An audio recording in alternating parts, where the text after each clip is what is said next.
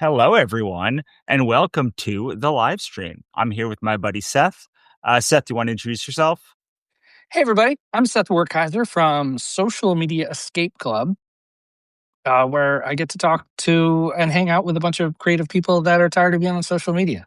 That's me. Amazing. I love it. It always confuses me how people could not be sick of social media, but whatever floats your boat. Like a They're hol- capitalist, whatever floats your boat. they're holding on. They're holding on. Yeah. So, I want to get started. I used to have a podcast called The Complete Creative, and we used to ask this question: "What are you passionate about these days?" So I thought I would throw it back and ask you, like, what brings you joy these days? I got to tell you, talking to people about this stuff brings me so much joy that when I started my newsletter back in 2021, I was just like, I want to do more email marketing work, whatever. Mhm. And I thought I was going to sell ebooks on how to start landing pages. No one cared. Like it used to be called heavy metal email, and I wanted to help heavy metal bands get on because that's part of my day job. Um, I want to see heavy metal bands get start up email lists again, but that didn't happen. But I changed the name to Social Media Escape Club in 2023, and really, like, I found that there was such joy in actually talking to people about the subject, not in a one-to-one coaching space or this, but it was just like, let's talk about it because no one like it was such a social media social media itself is so isolating, and like there were just so many people that were like not talking about it with other people, especially in the creative space. They might complain about it, like, in their immediate circle or whatever, but like talking to other people out in the open and like seriously just talking about it and giving permission to be like, yeah, this makes me miserable, and then to find the joy and the happiness and the weight lifted off the shoulders of like when people find out like, oh, maybe I don't need to spend 3 hours a day on this for my career, for my work, for my project. That brings me Yeah, joy. absolutely. I mean, I love it, and I'm trying to remember. That's who. So do you talk to Cassidy Frost all the time? Because she has a newsletter that used to be called "Dedicate Your Life to Music." We used to talk a bunch about that because Cassidy was hardcore in that whole like, go make fans, go get off the internet and go play in front of 12 people, build your email list, and then go to the next town and do that. There's no shortcut in this, especially in the music space. Yeah. So yeah, we had a lot of conversations about that. We've done like lives or interview kind of stuff like this. We did an interview with Sarah Faye about that, talking about that from the music space. Like, yeah, it was a lot of fun. Yeah. Awesome. Awesome. Yeah, I love her work. So we have a kind of convergent paths here because I kind of Mm, been doing that with authors, and like the mm, authors at least have started to come around to this thing, and I think mhm, musicians have come around more in the last 5 years, like the creator economy, and this word mm, creator economy that like makes me nauseous also is like, well, now we are able to say art and commerce can merge together, and it doesn't devalue the work. And for so many decades it's mhm. like, if you make money on this thing, um You're a you are sellout. gross and terrible. You're a sellout. Yeah, you're selling out to the man. But Yeah. yeah, I like to pay rent and like buy toothpaste. So Yeah. Well, it's someone said, anyone who is upset about selling out has never been asked. yeah, And yeah, yeah. I think it's kind of a dick thing to do, but also I kind of think that when you have the opportunity to get yourself in front of a bunch more people, like it's hard to not be like, well, I can go 1, 2, 3, 4, 5 and like get to 5 people, but like RCA or whatever, or Universal can like do that to millions and millions and millions of people. And Sure. I'm going to bring this back around to social media because I also think that is the game that people have played on social media. Like I can only reach people in my local community one on one, 10 to 1, 100 to 1, talking to them. But on social Yeah. media, I Mhm. can reach a billion people. Sure. And why is that making everyone miserable? I think because it's this simple metric that like the number 12 on the screen looks the same as 120 and Mhm. 1200. Like there's no change. Um, sure, with Substack, you get a nice icon, if you have 100 paid subscribers or whatever. But I think it's because there's no change. If everything's online and nothing changes when there's, I mean, okay, sure, it shows 31 people on this call, whatever, like that. If that's 300, whatever, put me on a stage in front of 30 people. I know you do some live stuff. That's a whole different ballgame. And but I think there's such value and strength and wisdom to be gained from that by doing the small stuff locally, or traveling and getting in front of people, or on a Zoom call in front of 10 people. Yeah. I think the allure of like, oh, well, I don't have 1,000 followers yet on Instagram, or I'm trying to go viral on Substack Notes. Like it's it's such a like so much of it is just trying to impress strangers, Yeah. when in fact we have 5, 10, 100 people, whatever, in front of us that have already raised their hand and said, "Hey, I'm here. Like, what are we doing?" Well, so, I have a weird thing that I think about because I'm an author, not a musician, and I Mhm. say, if Stephen King can do it, I cannot win there. Mhm. I cannot win that way. Like, Mm, Stephen King can build a massive audience on social media, and maybe I like the capitalist stuff that I do and the scale pass. There are people who can be like, "Oh, I can go viral too." I don't have that thing, but what I mm. can do is dumb things that make no financial sense. Sure. So what I mean by that is it is a bad financial move to drive around the country and play and gig at play venues that have 5 people. It's a terrible financial move in the moment, Yeah. right? Mhm. Like, Sure. I think even 50 years ago, people were like, "That's a dumb you shouldn't do that. Like, please don't go and gig." Like, I just know numbers. You're playing at Mhm. a free Yeah. bar and this person is paying you $50 and there's like 5, there's like 5 Well people in your band. You can't live on $10. well, that $50 went a lot further in 1980 than That's it does true. today. So, Yeah. But unfortunately, it's still paying the $50 all these sure. Well, later. that is Yeah. the problem. It hasn't gone up at all, No, it in has that not. time. But, like, I think about when you say things like, I love that you, did music. I didn't know that before, Yeah. uh, because I think that it's the best singular, medium to talk about building a successful career because Mm. it has all of the things, like everything in like you can't as an author, at least as an author, like as a single person, you can't make a movie. Yeah. Probably. You can't make a Probably. TV show. Probably. Mhm. Like, you can't run a symphony orchestra, but, like, you can understand as one creator taking a guitar around places, like, you can do that.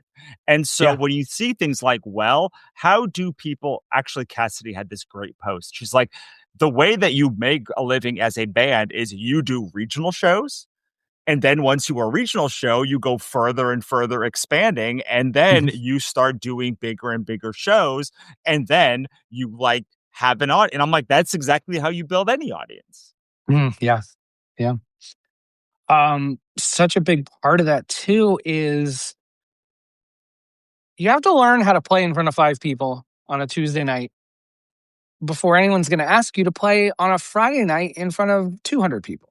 Like, Right. make your mistakes in front of the 5 people. Like, write the bad songs now and keep practicing, keep getting better. Because 5 year like, so much of it just seems like I need the success now. I need the success now. And a lot of the times I just feel like, maybe you're not ready for the success now. Right. Like, putting so much of the cart before the horse of social media is like, okay, give me the traffic, give me the people, give me the yo. What if you, instead of spending 3 hours a day on social media trying to win that game, what if you just buckled down and like played the guitar for 3 hours a day, Yeah. or wrote, or networked, or didn't do anything and just walked in the woods? Like, with 3 hours of that compound a year later, like, would you wish then the opportunity comes up, and it's like, well, yeah, I'm ready for it now. Like, I think about that in my own work of like, I started hosting Zoom calls for Social Media Escape Club in 2023. Nervous as hell. Who's going to show up? probably no, like there were 3 people, and it was just like, but now I do 3 a week and sometimes upwards of 15 people on a call. I love it. We had 20 people on a call for our little New Year's hangout, and a lot more confident with it now. You know what I mean? So whereas a year ago, if I was trying to like get a speaking gig or try to go viral, like I wasn't ready to, because I had someone ask me like, "Oh, I'm doing a panel at a music thing. Do you want to?" I'm like, now I'm like, hell yeah, I'll do that. A year and a half, 2 years ago, I would have been like, I don't know. I don't know. I started small. I just did, I hung out with a few people talking about this stuff to get more of a foothold. One of I'd start real quick is just like I saw an interview that Cory Doctorow did, talking about enshittification, sitting on a couch for an hour and 15 minutes going on and on as if he were reading from a cue card. Mhm. But he wasn't. It was all from up here because he's lived and breathed this stuff for decades. Right. And like, so for him to just rattle on, like everything was like perfect one liner, like it was so polished and it all came from up here because he just knows his stuff inside and out. And that's what I want to do by not being on social media all the time. I want to like know my stuff now and get good at what I'm doing now. Whatever else will follow. Yeah, I think that people complain that nobody cares, right? And I'm like, that's the Mm. best thing that could possibly happen to you right now. Like, Oh my goodness. Yeah. nobody cares. Like, imagine, like, take that to its logical conclusion. Like, it's the, did you ever play Assassin's Creed? Uh, No, but I kind of know the game. so Assassin's Creed, the thing that they always say is, nothing is true, everything is permitted. So, like, if nobody Mhm. cares, nobody cares. Nobody cares. That's not great. But like, also, nobody cares. Yeah. Like, and also, you don't care, like, about everything. Like, Mhm. I'm like, okay, well, you are expecting everyone to treat you like your like you have been with them for 10 years. And it's Mhm. like, I have people on my email list that have literally been there for 10 years. Mhm. And they theoretically care. Somewhat. Like, I Mhm. mean, why would they think it's so easy to unsubscribe? They bought stuff from me, but Mhm. it's like they don't care all the time. They don't care No. maximally. My No. job every time I bring something into the world is to tell them why they should care. It's to Mhm. like pitch the thing. It's to like make the case as like, hey, remember that thing you asked me for here? And they're like, and you're like, oh, sorry, I'm gonna go redo it. Right.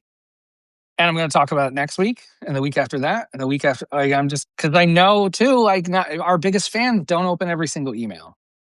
They certainly don't see every Substack note. Yeah. Like, so you just keep repeating this stuff.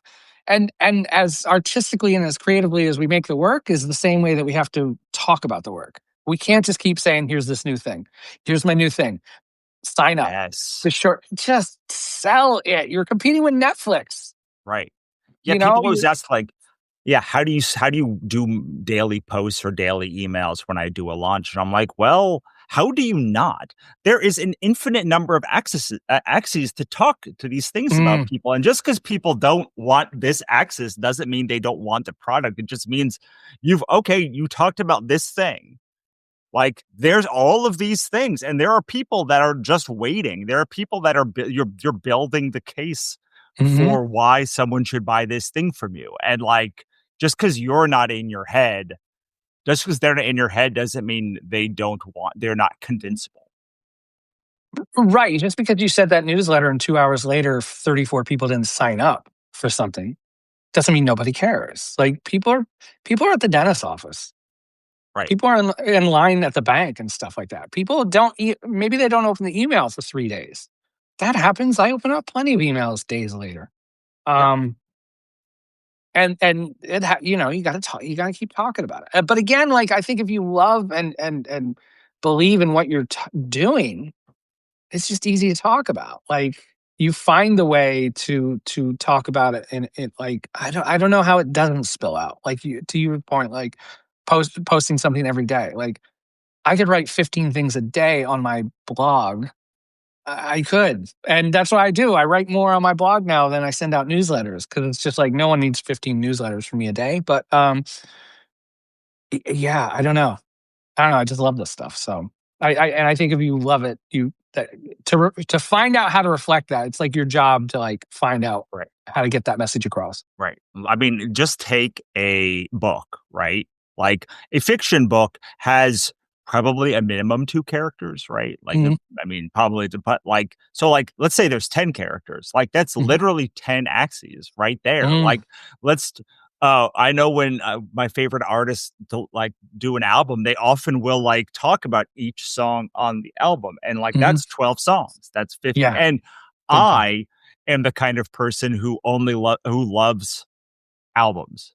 Like, I don't actually care about songs one off. Like, sometimes I care about songs, but like to me, the joy is finding an album that like is really well done because for like 30 years, nobody cared about albums at all. Mhm. And so Yeah. like when you would find somebody who like made a great album, you're like, you're telling this story. It's great. Mhm. Like the thing, like it like has the right beats. Like it was like finding a needle in a haystack. And like, something you could put on and just leave on repeat, like, oh Mhm. my god, like, the best thing, but, like Mhm. you have to tell me the story. Like, I mean, Mhm. I will probably randomly I mean, on Spotify, I can listen to anything, like, Yeah. at any point, but, I want to hear the story behind each song. Yeah. And also too, like you okay, touched on this point too of like you want to know that. You want to read it. You want to find out about it. Like not everybody is at that level of fandom. So there's people that are just like, yeah, it's on my playlist, whatever. Fine. Because we're allowed to have all these different levels of fandom. But I think it's so important to like realize that there are people out there that really want to dig into what you do. And like, Yeah. so having a body of work, having an archive, having a website, like having a well written like about page of like, this is me taking my own medicine. I just finally updated my about page on my blogs on the 6th. I've been doing this for years, but oops, whatever. Um, Give people a space to dive into and learn more about what you do, which is why I write about like personal stuff on, not personal, but like I write about whatever on my own blog. So when people, it goes social media escape club, if they click a link, whatever, four clicks later, they might end up on my personal blog and find out like that I really enjoy trying to walk or run a total of 10 miles a day. Like what? Who? What? It serves nothing to like what I'm not doing that to get like a shoe deal or anything. It's just like I'm just a bit weird like that. And like when have downtime in front of my computer, I'm just gonna go for a walk, and I want that to try to add up to 10 miles a day. Yeah, I know this is not going to, like, make sense to most of the people listening, but that is such a Forrest thing to say. What a Forrest thing to say, man. Like, Just just, yeah, um, whatever. Just yeah. so, uh my brain just went, like, so, let's continue the music metaphor because, what I what when I go like, when I for me to because 'cause I'm old, I don't like nights, I get up at 5 in the morning, like, I You don't don't want like nights. Yeah, yeah, totally. so, I like, hear you. I will only go and see a show after somebody has 3 albums that I love, Okay. Okay. and because I need to love the backlist of the old stuff and the new stuff that they say, and they have to be doing it long enough that, Mm, like and on top of that, I often will, like, just after an album plays, I'll just listen to, like, whatever's playing next, and then I will mm, go and see if that person has an album, and if they don't, I'm like, well, one yeah. day they'll have an album," and, like, so it's like there's like, if you are the kind of person who only has 4 singles, I will never, literally, ever go see your show unless you're opening for someone else that I love. But, like, Hmm. that's not an effect on you. It's just like my in order for me to fall in love with your work, I know that, like, I will need 3 albums because if I'm gonna stay up past past, like, 9 o'clock, I am I need to be really motivated, and Hmm. then once you've hit that, I will, like even when I'm listening to your album, I'll go buy it just to, like, support you, Oh like, yeah. all of but, like, Yes. there are so many people that have 1 great song and don't have a great album, and definitely don't have 3 great albums, and Hmm. once you can string that together, it takes time. Yeah. Yeah, the music analogy part of it is, and to your point too of like not being a night person. One of the best shows I ever saw was Alice in Chains. Uh, Played at 9 p.m. in New York City. No openers, just them. It was Mm, like in 2009 or eight when Black Gives Way to Blue came out. It was so amazing. Anyway, I love those kind of shows. Where it's just one band. yeah. I Anyway, saw Slade Cleaves in LA there also. It okay, was just him and a bassist, and they just played and like for 75 people. And I'm like, you are like the greatest songwriter of your generation. Like you're just here wearing like a tattered old shirt playing. It was amazing. that's so yeah, and so much of that too is output. Like you said, four singles. Because so often, especially in the music world these days, especially in the TikTok world these days, artists want to like put out a song on TikTok and see what hits. Right. Do people like it? And then it's like, do I make more music like that? Or do I like, and it's just like, because in that point, like maybe you have to, and I've seen this, an artist will have two songs go viral on TikTok. Then what? What are you going to do? You gonna go play a show? You only got two songs. What are you going to do with that? And like, Right. sure, the labels sign them and this and that, but it's just like you have no experience on the road. You have no experience. You don't even know how to play a show. You don't even Right. like Well, the nuts and bolts of that. Like, what does it say about comedians? Like you start touring once you have 15 mm, solid minutes, like a mm, 15-minute solid set. And yeah, I think that's a great, like, that means you have to be able to string multiple jokes together and tell a hmm, story that like gets people interested for more than like one thing. And then you hmm, have to be so what's that? Like a joke set's probably like 3 to 5 minutes. So like you have to have at least three things that hit, hmm, which means you have to have tried 100 things in order to get hmm, the thing that actually will hit. And then you have to see how it plays on the road. And on the road, you play different sets for different audiences, hmm, and for different, like if you go to a place that is heavily not where your core audience is, you know you're going to be finding a lot more new humans, and you probably hmm, are going to play a different thing, hmm. right? Yeah. It's kind of like getting in the reps, the at Mhm. bats, sports analogies, but it's true. It's like, to get better at doing the thing, you do the thing. Like 2023, it was like doing these Zoom calls. I feel good after them. I like Right. talk. Guess I'm going to schedule more. Like once they're on the schedule, like, and then the fun thing with that is like all these new people I talk to on those calls and just around like Substack lives and stuff, just stories, like interesting stuff that comes out. And then so much of it has to do with people is, rubbing shoulders with people. Like the more you get in front of people and do this stuff, not just posting, but like talking to the people and not just comments, emails, Zoom call, texting. Like there's so many levels to this. The idea of trying to do so much of this stuff by yourself, the lone genius kind of thing. It's just so much more fun with other people. Yeah. Well, like the lone genius thing, even like it is not true that it Mm, can happen. So like I've been doing this thought exercise with people. I was like, when did Will Smith become super famous? mm. I don't know. The Like, the Men in Black movie stuff or whatever, right. right? But that is when it hit that he was famous, but Mm. he actually became super famous by doing the work to make the movie, which Oh means he yeah. had to do the work to get the movie. And then he Yeah. had to do the work to get that work, to do that work. And backtracking, it's like in order to get Big Willie style, or I think that was his whatever the first album Mhm. was, Yeah. like that led to the Fresh Prince, he had to do all of these things. And so we see, wow, he blew up right now. But Mhm. like success is a trailing indicator because you have to do the work of making Men in Black before you get the success of Men in Black. Yeah. Yeah, it's like, you get hired to do the work that you're already doing.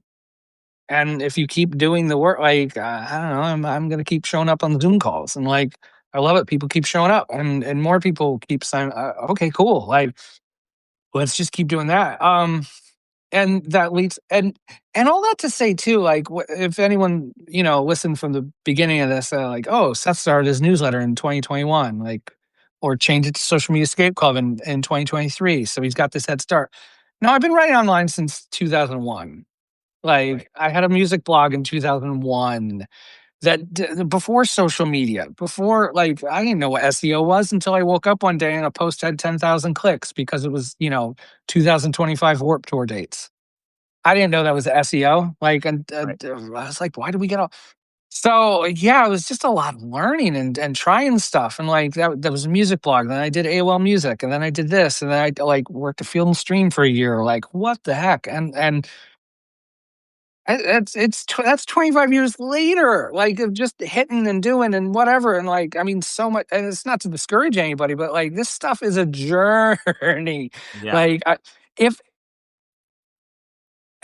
could I feel entitled to be like, "Well, I've been doing this a long time, like, I should have more subscri" Screw that. No one's owed anything. No one's owed an audience, no one's owed a living from any of this stuff, like, just keep doing the work. Yeah. And also, there are, if you want to grow an audience, there are actions that you can do that will likely bring that audience to you. I mean, Mhm, I talk about them all the time. That's like all of my books are like strategies and things that you can do to like aggregate an audience and actually have one. But like, you're not doing any of those things. Like, mm, you're doing social media, which is the worst way to aggregate attention. It's mm, absolutely awful. All it does is aggregate attention for that platform. mhm, yeah, Boy, like, if you actually want an audience that is yours, you need to understand, one, that your audience is 1 to 2 years behind you. So, like, if you mm, want a monetizable audience now, you needed to start 2 years ago. But oh, you can start you could have one in 2 years and, like, as big one, but then when you say, like, because like I did a lot of high growth stuff and like I built a lot of email newsletters for people and like I've trained a lot of people how to do it. And people always complain once they get this big audience, once they get a bigger audience, like, well, no one's buying. I'm like, yeah, now from this moment, you have 2 years. You start like the people that you just got right now are mhm, 1 to 2 years behind you. And yeah, so if you look back a year and you had 7 people subscribing, guess what? mhm, You're like you look like you have the success of for someone who has 7 years, and now you have to do the work to convert them, and if one of those things is not tr if you can do those things, then in 1 to 2 years, you'll, like, have a nice buying audience, but if you mhm, don't do those things, you are, infinitely never going to have an audience. mm, yeah. Yeah, the work require and so much of it too is just finding your voice and your rhythm. Like, it took me a while. It took me years here on Substack to figure out really how I was gonna write and like get away from talking about landing pages. And I started talking about the dreamy kind of stuff, like, oh, I'm gonna go walk in the woods, and like, which was more true to me. Like, I want to walk in the woods and not be on social media, and like, I'm gonna figure out a way to do it. And like, some other people came along with that, and it was like, but it took a minute. It's 5 years this October that I've been on here on Substack, and like, I'm still learning and still figuring stuff out, and yeah, but I think it goes back to that reps kind of thing. Like, just do more of the stuff, talk more, just even talking about the stuff more. A great thing I learned from one of Cody Cook Parrott's workshops last year that I sat on one was the idea of like, because everyone's like, okay, I need to send, I need to, I got to send out my newsletter. I got to, I see it all the time. On Mondays, I send out the newsletter, and then on Wednesdays, I do. And it's like, well, what about the smaller? And I don't even mean the paid audience. I mean, like, who are the people behind the scenes that you're sending stuff to? Yeah. Like, I know I saw that you did a live with Claire Venus recently, and I'm under the impression that you two probably go back and forth on stuff. Like I could envision the two of you like swapping emails like behind the scenes of like, hey, I'm thinking of doing this. Oh, maybe do this. But what? I literally did this like 3 days ago with her. I I'm was sure. like, and Yeah. my ex-business partner, I did it back and forth too. Like there's so my Lee, my co-host of my Mm-hmm. podcast, I do that too. But yeah, I mean, one of the things that I've been thinking about a lot is super connectors, which are like Mm, people that actually like you need in an audience like 3 or 4 people, really people that are going to comment all of the time. Like that mm-hmm. literally, if you don't have those 4 people, your community doesn't work. If you have those, because most people are lurkers. Yeah. But Mm-hmm. if you have those 4 people, the community the it functions. If you have enough people to like make the Mm-hmm. comments happen and go back and forth and like Yep. that is I can't tell you who those people are, but I can tell you that the people that are like that for me are people I've known for like a decade, who've been in my audience for a long time. And let me Mm-hmm. tell you, I have been sending a newsletter not quite as long as you. I had a blog back in 2008, but like seriously, like 10 years. Like Yeah. 2000, like I found strategies in 2014 that I was like, wait, you could just do this and then you have an audience and all you have to do is then like convince them that you don't suck. Like I can do that. But like Mm-hmm. I don't not understand the uh getting dinky dunk one at a time person, but I understand getting audience Mm, and then like whittling down to just the people who I love. And like there are people that can do both things. And like yeah. either way, and like either way is great. But when I saw that, I was like, oh, all I have to do is keep doing this. And eventually some number of I think I got like 200,000 subscribers through between like 3 years. I was like between that like 20,000 stayed and like 175,000 unsubscribed. And guess what? Like on my kit before I moved it over to Substack fully, I had like 30,000 subscribers and 101,000 unsubscribes. Wow. Yeah. And just like I don't but like if you don't have access to your people you don't ever get those people who will stay around. And then you Mm-hmm. allow a social media platform to take those people away from you. And in Happiness, I tell people just make this mantra whenever you get pissed off about social media or you're worried about social media. Just say, I do not work for billionaires. So many bands, so many musicians point, link to, promote, go listen to my stuff on Spotify, where you can't collect anything. You can't get an email address. You don't know who they are, anything. All you got, all you got to do is just change it. Right. Oh, it's on Bandcamp. They're going to click it. They're going to click play. It's on the web. You know, every smartphone ships with a web browser. Like it can play. You don't need Spotify. You don't have to have an app. You can just listen to it. And like, you know, if someone buys it, they're on your email list. If someone like it's one thing to like grow a fan base, but it's another if you can reach them. You Right. got to Yeah. reach them.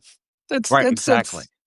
it's Yes. so important. The work I do for my day job with sending, you know, I do email marketing stuff for a record label. Like it's basic. Like an artist has a new album coming out. Who do we email first? The people who bought the last album. Right. Like it's not rocket surgery. It, but we have the ability. Like we know who bought it. We Right. have their email address on Spotify. Good luck.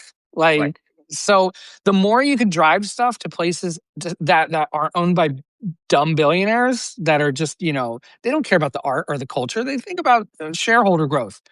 Drive stuff to your own website. Drive stuff to your friends' websites and band camps and whatever.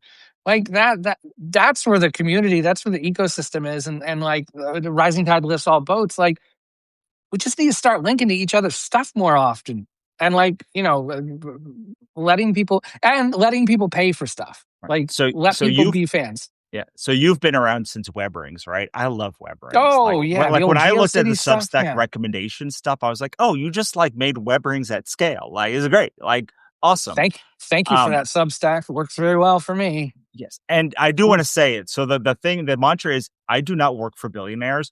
And um also like while Hamish and the people that run Substack are not billionaires, make no mistake, A16Z runs Mm, like they own they run Substack, but sure. like Yeah. to a large level, and they are billionaires. So like there's always a somebody trying to get you to perform an action to do your to so what I liked about Substack before it became this thing A that it social is media now platform. Yeah. is I knew that I was going to spend time and energy promoting Substack. And in Yeah. return, I would then get organic growth that I then could control and Mhm. that I could then take off platform. And Big time. that was the original thing that drew me to Substack. And I was like, this is actually novel. Once the followers started and all that other stuff started, like chaos ensued. Mhm. But I still like think about that moment. And if you are not playing and an energetic exchange was equal. I felt Yeah. like in Yeah. the early days and in the early days of Facebook before they masked all the things, like it was also a pretty decent energetic exchange. You got a lot of organic growth. You talk to everybody like they Mhm. told you, like you like it was really it felt good. The early days of Yeah. TikTok also felt good. Twitter. Like Oh, I loved yeah, early Twitter. Yeah. and I think to bring it back around to the social media escape club, it's not the social part that I have a problem with. Right. It's not even the media part that I have a problem with. It's the capitalism part that drives it all. That says, I'm going to subsidize your Mm. platform for Mhm. a number of years so that it performs better than it would normally look. Yeah. And then over time, as people get addicted to it, we're going to make it worse. It's that enshittification thing you were Yeah. talking about. Yep. Because like when you look at Mighty Network, or like if you're paying $100 a month for like a thing, like you do have access to the people that are there. Just like Yeah. they don't work as well as I think like some of the more advanced social media platforms, but Mhm. like Yeah. it's not necessarily that a platform is bad. It is Mhm. that when you look at something like Facebook, when people complain about Facebook, I'm like, my dear, this is what they always intended. The thing that you remember, the past, Mhm. was a thing that was subsidized so it looked better. But like their Yep. plan was always to do this thing. Mhm. That's the biggest problem that I have. With an element of lock-in as Right. well. Like, a lot of people are still locked into Facebook or these other networks because that's where they communicate with people. That's Right. where the DMs are. That's where they DM with their family and stuff like that, and I get it, like, it's locked in. Um, Small part of that was Substack too. Like, Right. I don't wanna jump ship right now, like, I enjoy the growth here on Substack, like, if I leave here, like, oh, like, the recommendation engine, like, that's really nice, like, I don't Right. wanna so that's a bit of lock-in.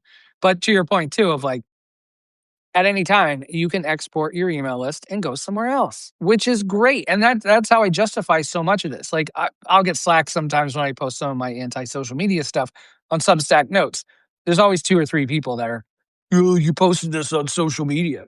Like, I know, but I'm also here and building an email list. Right. Time that I invest here is the equal transfer of energy.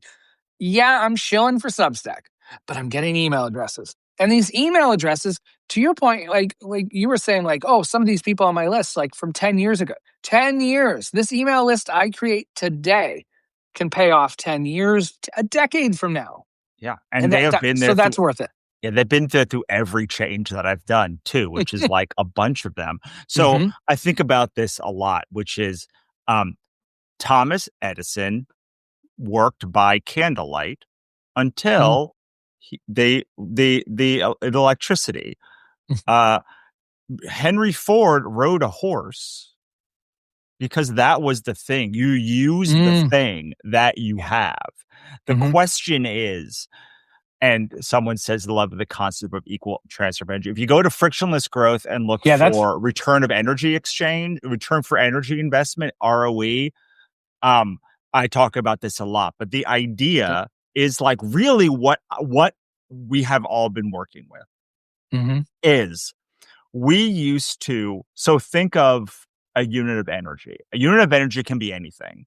but, like, I like to think of it as the pink energon cubes from Transformers. Do you Mhm. remember the blue ones, I think, are the ones that are new. I mean, the old TV show. I don't Um, I remember the show, I don't remember the energy cubes. but, like, energy can be Yeah. anything. This, Mm. like, you could spend time is energy, money Mhm, is energy, um, effort is energy, mhm. like, attention is energy. All of these things are energy, and Yeah. so if you can follow me down this slightly crazy rabbit hole, the next thing you have to understand is that energy does not come back in the way usually in the way that it is exchanged. So, Mm, I take money and I buy this. I take I take energy and I exchange it for working for a client.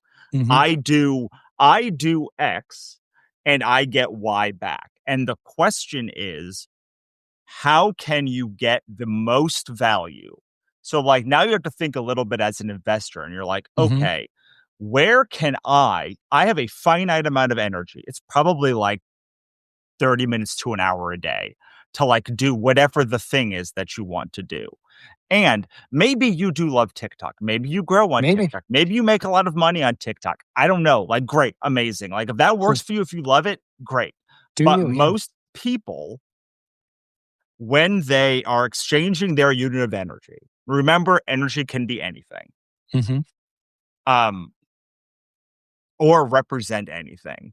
You you are looking on the market to see, like, I have money. How do I get more money? Like, how can I get more food or enjoyment of food than the $20? Or how can I at least mhm, match that energy? If you go to like a taco stand and the tacos are terrible, you're like, ugh, ugh, I paid mm, $20 for this? But mhm, look, I've paid $500 for meals, and I'm like, "Oh, I'm gonna tip you. This is so good." mm, So, like, it's all about this energy exchange, mhm. and where social media platforms fail and where they start stripping joy is Yeah. that they start and they give you this exponential increase of energy. They're like, "Wow, I did one post and got 500 likes." And you're like, Mhm. "Okay, I'm getting this really great attention." And then Yeah. slowly they eat away at it over time, Yep. over time until it's like, "Oh, this feels like a slog." And that's when you have this arithmetic growth of like you put in 1 unit of energy, you get 1 unit back. But then what happens with like a Facebook or something is you're like, "Oh my god, I'm putting in the same like 10 times the amount of effort and I'm getting."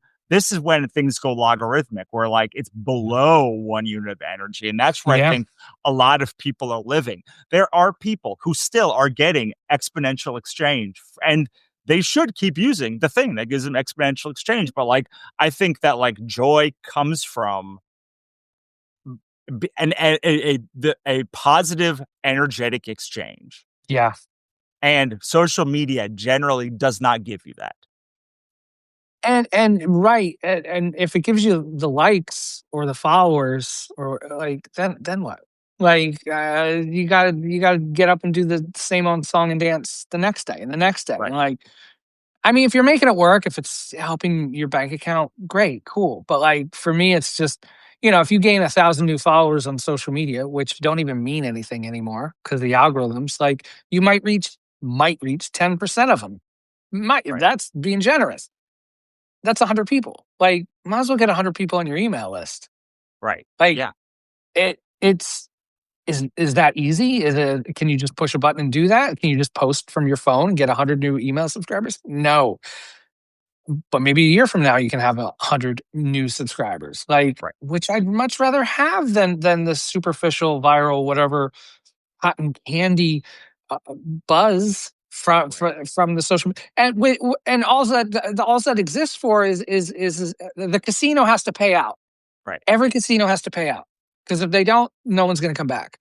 And we all keep going to the idea is I did it before and I struck big and I'm just going to keep playing. I'm going to keep buying the lottery ticket because I know it might happen. It might Right. happen again. I might get that spike, and like someone might retweet me. Someone might follow me. I might meet this certain person. And to that, I always think like, I don't have a billboard out on the highway out here either. Like I'm missing all those potential Right. customers. I'm not on I don't have a commercial on You're not the football dancing on a street games. corner. You're Yeah, I'm not dancing on a street corner. I didn't go to that event last night either. There's 20 people I could have met. Oops. There was another event over here. I didn't go to your event. Like the one that the social media is just one place. right. Yeah, and here's the thing that I think to me, as we work towards wrapping up, that I want people to take away from this. One, January joy is what we're sort of talking about here. We haven't said anything about it, but Claire Venus and I are running this event this month called January Joy.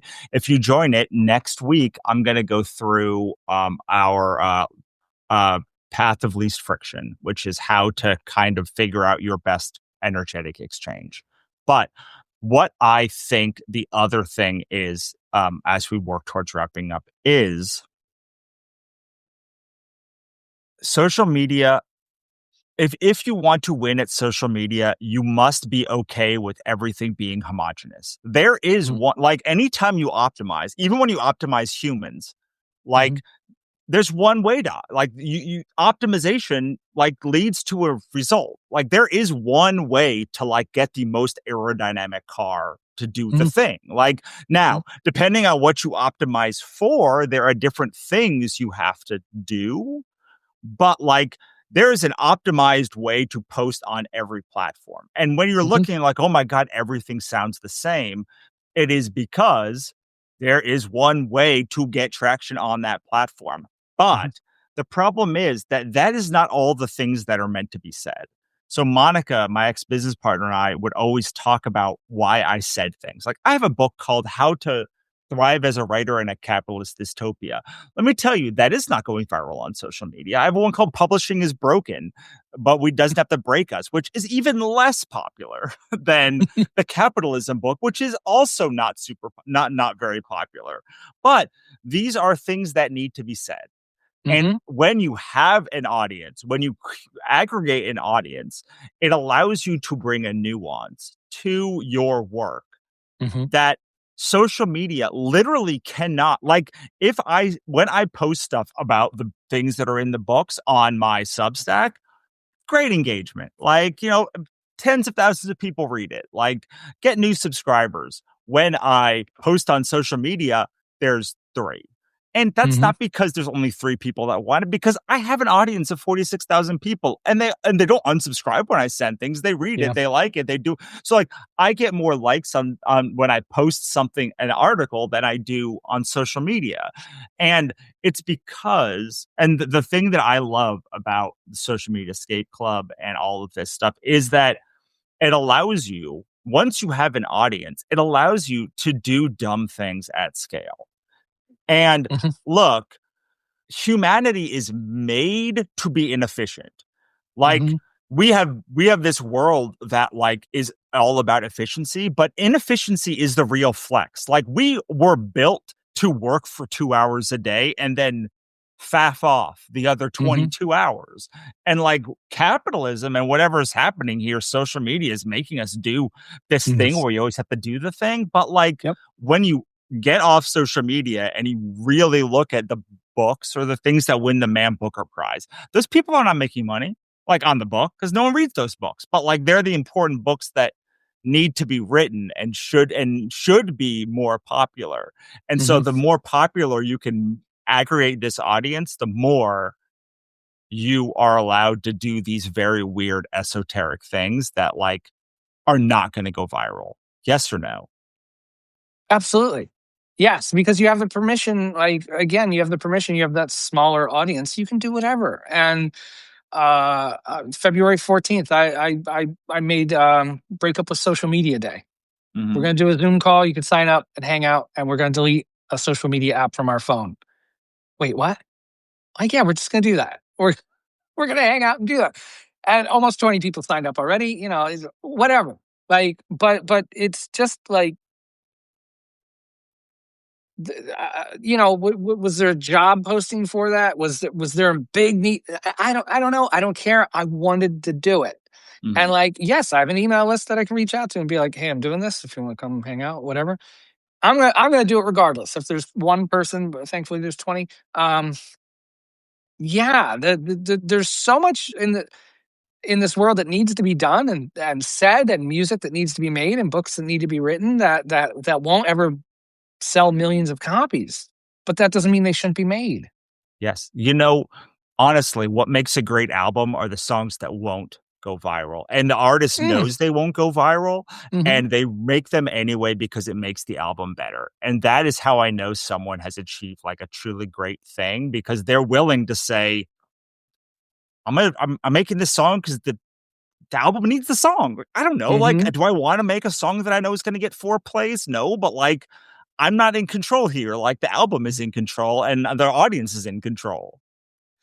Yeah, I mean, and the artist has to make the stuff thing the first for them. Like, it has to be something for them first. If other people like it, cool. But if not, like, yo, this is what I'm making. I feel that way with a lot of what I do. Like, I'm not on the social media platforms. I'm not, doing X, Y, Z. I'm doing this here. If there's an email list, there's a website. Yeah, Right.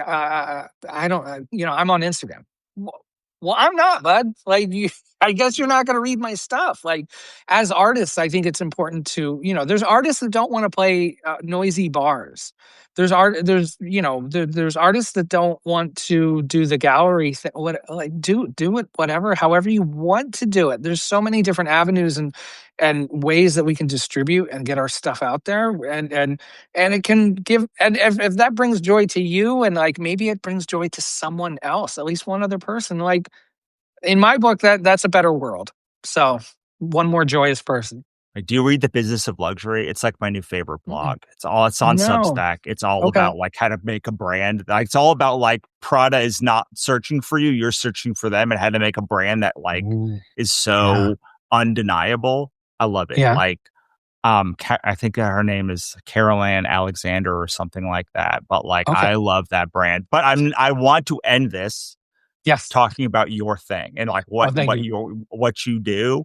I just want to finally say the reason why I do these lives is because I get the recording of it that I can then Hmm. send to my audience. So like, this is the Yeah. energetic exchange, right? I don't do Facebook lives or Instagram lives or any of that other stuff Hmm. because there's no energetic exchange there except what exists in that hour. And Hmm. this allows me to to reevaluate the energetic exchange. So tell us Sure. about Social Media Escape Club. Social Media Escape Club has evolved and morphed into more of a community of people that gather and talk. We gather 3 times a week to talk about leaving social media. And a lot of the times we don't even mention Instagram or Facebook or anything. There's times we don't talk about any of that. Or we don't bring up Mark Zuckerberg's name because we're too busy like talking about making zines or setting up at punk rock flea markets or whatever, and like finding new ways, and new ideas, and finding out what's enough. I have a great story about a member that came on early last year, around this time last year, an artist that was making stuff, and they were talking about how oh, I do all this stuff and then I have to post about it and I have to put it up on Instagram and I have to make it and I have to do this. And on this call, mind you, that this was like their first visit, total stranger to me. And I'm not usually this blunt, but I'm like, well, what's enough? And there was silence.